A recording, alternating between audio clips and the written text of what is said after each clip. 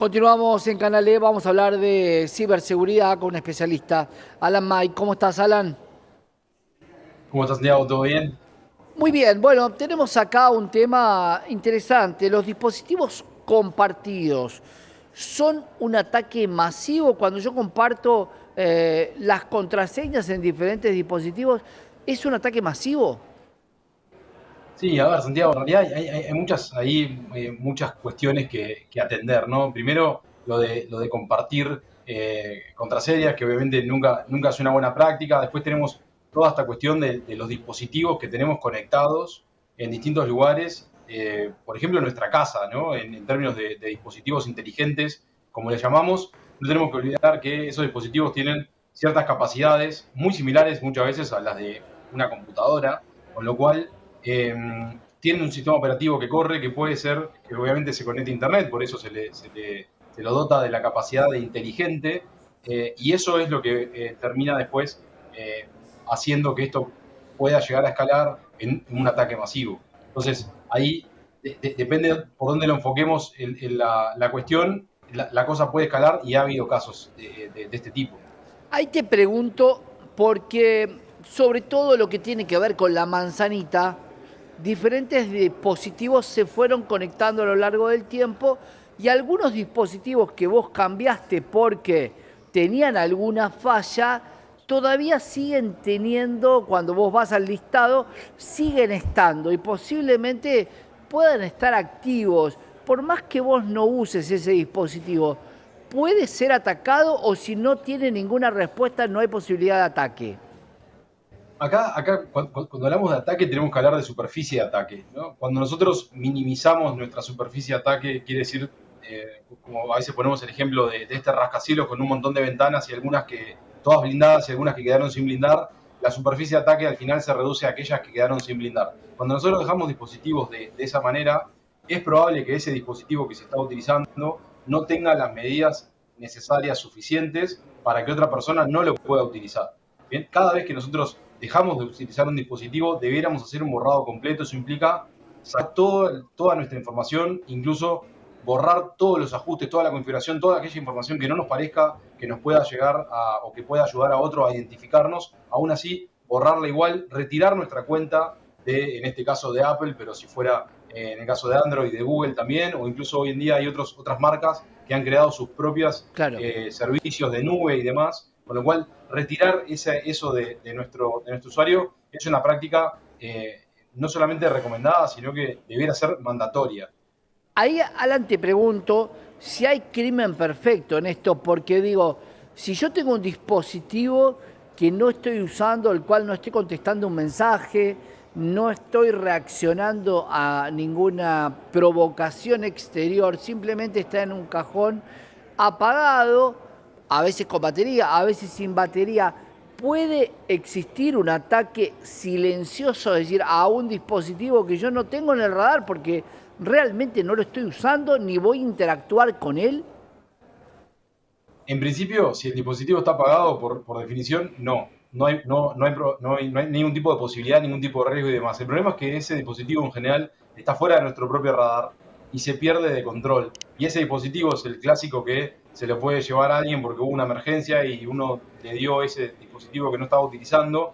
Y eso es lo que puede después desencadenar en otra cuestión, ¿no? Cuando se intenta reutilizar ese dispositivo, en general un dispositivo que funciona, que está vigente, no queda, no pasa desapercibido y no queda ahí para siempre, sino que termina en manos de alguien, ¿no? A veces puede ser un familiar, ese familiar lo puede derivar a otra persona, en algún momento se lo pueden robar y ese dispositivo Claro. siguió por ahí, ¿no? Como ya estaba configurado, se cambió el chip, se empezó a utilizar, pero de fondo estaba la cuenta original del dueño original, y ahí es donde vienen los problemas, porque de vuelta, estamos dejando una huella digital, una superficie de ataque mucho más amplia que puede ser utilizada después en nuestra contra, dispositivo que tiene una relación de confianza con nuestro dispositivo actual, y en ese sentido puede ser utilizado en nuestra contra. El otro día que tuve la oportunidad de estar en un hotel, eh, muchos usuarios que tienen las aplicaciones cargan sus propios usuarios en el hotel para poder ver series en streaming. Y por ahí vas, te conectás y hay un usuario. Esa práctica de validación entre tu teléfono y un televisor de un desconocido, ¿puede generar algún tipo de interacción o de ciberataque? Absolutamente, Santiago. Es terrible, a mí me- me desespera un poco, me dedico cuando me veo la situación, me dedico a olvidar. Pasa también cuando uno alquila un auto, ¿no? Uno alquila un auto y se conecta al Bluetooth de la radio, ¿no? Ese tipo de cosas, y aparece iPhone de tal o Samsung de tal o algún dispositivo de ese estilo. Claro, quizá a través de eso yo pueda acceder a todos los contactos, porque solo puse como quiero permitir, que es lo que solemos hacer en general, ¿no? Para poder utilizar la función más rápido. Al final estamos haciendo que se sincronicen un montón de cosas, incluso en autos que no tienen un mando de multimedia con Apple CarPlay Claro. o Android Car o lo que sea. Y sin embargo, en esa pantallita que tiene muy de los 90, al final estamos compartiendo un montón de información que claramente alguien puede utilizar en nuestra contra. Hay alguien que después eh, realiza alguna tarea con el auto o alguien que no era un cliente, digamos, y termina accediendo, y lo mismo con los hoteles. Esas cuentas son accedidas por un montón de personal que pasa por esa habitación después, que no tiene por qué ser un huésped, o por otro huésped con malas intenciones, y ahí tiene un montón de información. Y básicamente, cuando hablamos de un montón de informaciones, si uno va a los ajustes, si bien los proveedores de plataforma de streaming como Netflix tapan los primeros dígitos de una tarjeta de crédito, los últimos cuatro están, la dirección de correo está, el nombre está, las preferencias están, hay una serie de cosas que aparecen que pueden ser utilizadas perfectamente en nuestra contra después. En algún momento, cuando vos llegás a una empresa y tenés un wifi, se planteaba la idea de que si vos le dabas conectividad a un cliente de tu compañía, si no era algo destinado a invitados y usabas el mismo wifi que todo el mundo se conectaba, podía existir la posibilidad de que se filtren en tu central, de alguna manera en tu server. ¿Esto es así? ¿Es posible a partir de un Wi-Fi entrar y conectarte a un montón de situaciones de la compañía? Sí, no quiero ser muy técnico porque no es el ámbito, pero básicamente cuando nosotros tenemos una red, en principio nosotros creamos una red, imaginemos la de nuestro hogar, todo se ve con todo, es una sola conexión a Internet, un solo nombre de la red Wi-Fi y todo se ve con todo. Y cuando digo eso me refiero a que si tengo una tostadora que se conecta por Wi-Fi, una cosa ridícula pero existe, o cualquier otro dispositivo de ese estilo para controlar por mando de voz, música, luces, lo que fuera, un televisor, que se tiene que conectar a internet para consumir el resto de las plataformas, nuestro teléfono, nuestra computadora y demás, todo se ve con todo, porque es lo que llamamos una red plana, es una sola red. En las empresas, una práctica hoy en día mandatoria para poder contener ataques cuando entran, es que esa red esté fragmentada. Hablamos de redes virtuales internas. Entonces, muchas veces lo que pasa es que simplemente hay dos nombres de red Wi-Fi, pero por detrás está la misma red, con lo cual no alcanza, no es suficiente la Claro. medida, pero sí, es claramente un riesgo muy alto que las empresas en general no conocen o no debieran aceptar y se sigue utilizando, pero sí, el riesgo es brutal. Alan, abriste alarmas de quienes nos escuchan y se plantean en este instante qué pasa con por no gastar datos de tu teléfono en los casos de coworking, por ejemplo. Llegás, escaneás un código QR y te conectás al Wi-Fi, o estás en un restaurante y decís, me pasás la clave de Wi-Fi. Quiero que seamos concretos en esto. Cuando vos te conectás a un Wi-Fi de estas características, podés ser objeto de que parte de la información de tu dispositivo esté compartiéndose en un, llamémoslo, server malicioso. Sí, ahí hay dos grandes niveles para responder esto. El primer nivel es cuando vamos a una Wi-Fi y ni siquiera tiene clave de acceso. Imaginemos la Wi-Fi pública de un shopping, de un aeropuerto, que por detrás puede tener un portal captivo donde nos pide ciertos datos, pero eso es una herramienta de marketing que no hace nada, no hace a la seguridad de la red. Esos primeros casos son extremadamente más peligrosos porque el daño potencial es mucho más alto, porque es mucho más fácil para el atacante poder instrumentar ciertas técnicas para poder justamente impersonar la comunicación y ver todo lo que está haciendo la persona. Bien, hoy en día los propios servicios, las propias páginas que la gente consume ya tienen ciertas medidas para evitar esto, pero aún así es mucho más fácil para un atacante poder hacerlo. El siguiente nivel es cuando es red Wi-Fi compartida con extraños, pero que algún tipo de contraseña tenía, aunque sea para acceder a ella. En esos casos, las chances son menores, pero aún así la recomendación es siempre que no estemos en una red Wi-Fi en la que nosotros confiemos ciegamente, tendríamos que estar tratando de Claro. encriptar nuestra información. Para hacerlo, tenemos que levantar una VPN. ¿Bien?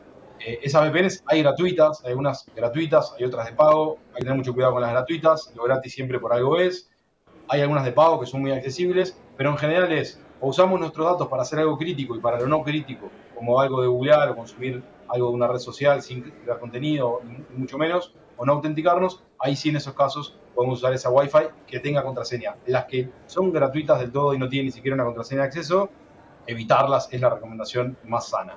Bien, vamos a romper un mito de algo que mucha gente cree que es así, te lo pregunto a vos como especialista, la ventana de incógnito de los buscadores, ¿evita el ciberataque o simplemente no deja rastro de lo que vos buscaste en esa computadora?